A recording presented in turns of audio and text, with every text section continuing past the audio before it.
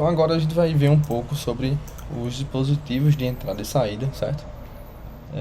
Dispositivos de entrada, de certa forma, eles aceitam ali dadas e instruções que convertem e os convertem na forma que o computador possa entender.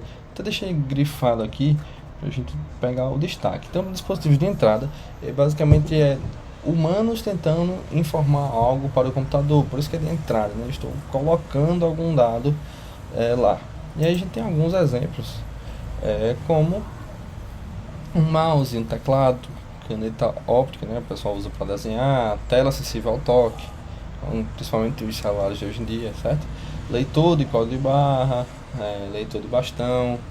Então, basicamente, dispositivos que, como exemplo o teclado, né? Eu digito alguma coisa e esse dado ele vai ser inserido no computador, né? O computador vai conseguir entender, vai conseguir ler. E que outros exemplos, como o scanner, dispositivo de ponto de venda, leitor de caractere, pode ser um reconhecimento de voz também.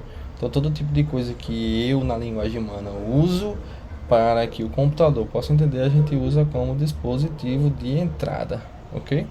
Tem mais alguns exemplos aqui: um digitalizador, a própria câmera, tá? Um gravador, pode ser de áudio, certo? Tudo isso são dispositivos de entrada.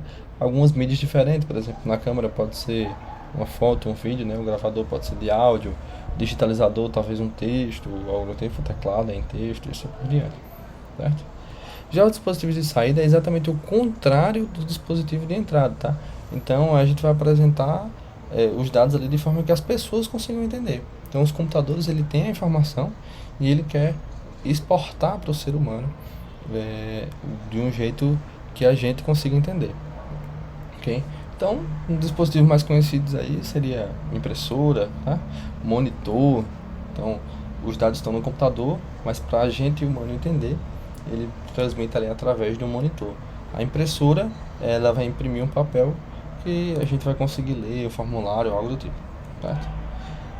Então tem um plotador, também plota gráficos, uma resposta em áudio, então, quando sai um som, o computador ele está entendendo ali o som de uma forma e ele exporta para o mundo externo de forma que o ser humano consiga entender, beleza? Outro exemplo aqui de dispositivo seria um fone de ouvido, tá? Dispositivo de saída, ou um próprio projetor, o pessoal usa muito em sala de aula ou no cinema, né? Então a gente vai ter esse tipo de dispositivo, a gente chama de dispositivo de saída, certo? E a gente também tem os dispositivos de armazenamento, tá? Que não é nem entrada de dados nem saída de dados, é o que a gente quer guardar ali, né? Então dispositivos que a gente vai armazenar algum dado para uso do futuro, principalmente ali após o desligamento do computador, certo? Então a gente tem o HD, que eu já mostrei para vocês, a evolução do HD para SSD, mas continua sendo um disco rígido, tá? Que chama disco magnético ali. A gente tem um disquete, né? Que também conhecido como discos flexíveis. Hoje em dia o pessoal não usa mais isso, mas já foi bastante usado no passado. A gente tem o próprio pendrive, CD e DVD. Tudo isso são mídias que a gente, dispositivos que a gente salva os dados e consegue acessá-los depois, ok? Ele também tem fitas magnéticas, era muito usado antigamente, hoje